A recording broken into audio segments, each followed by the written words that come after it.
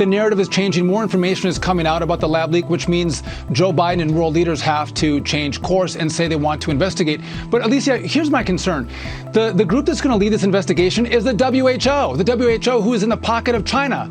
If they lead the investigation, we're not going to get any results, any truth, any scientific basis of their analysis. If we're going to look at it, Joe Biden says he wants to go to the lab. Actually, the Chinese have cleaned the lab. We need to talk to the employees of the lab.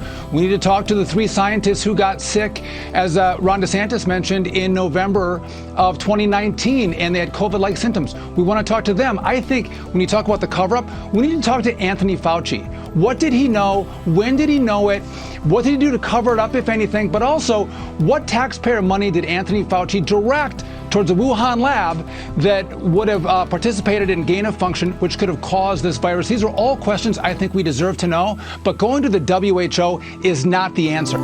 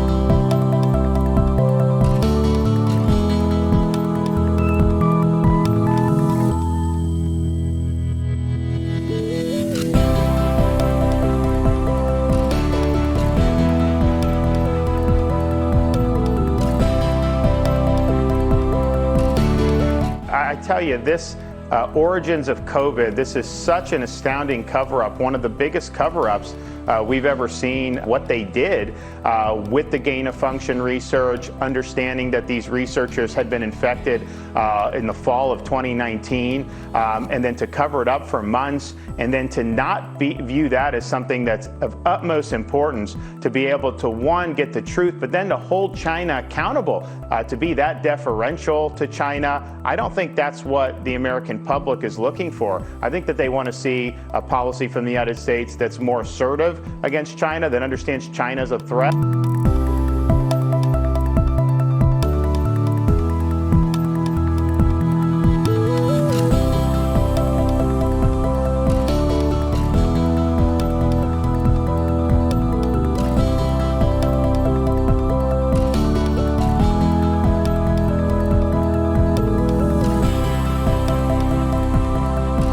实证力研究团队10年如一日，在我国及非洲多地采集15000余份蝙蝠样品，追踪 SARS 病毒源头，并分离出多种新型病毒。15,000 bat samples. The Wuhan Institute of Virology's virus databases were all wiped from the internet starting on September 12, 2019.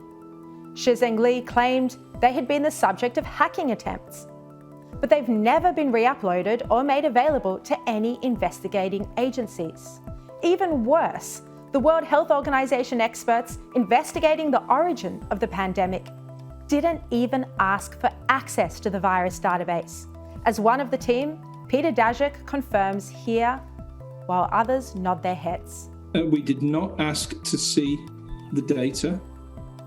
And as you can see, this video shows bats in a cage at the Wuhan Institute.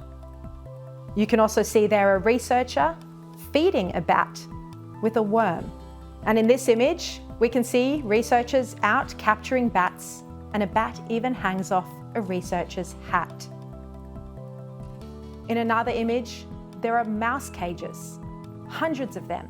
We know that the Wuhan Institute of Virology was using humanized mice for experiments to see which coronaviruses could infect humans. In some experiments, they used the humanized mice to make viruses that couldn't previously infect humans do exactly that.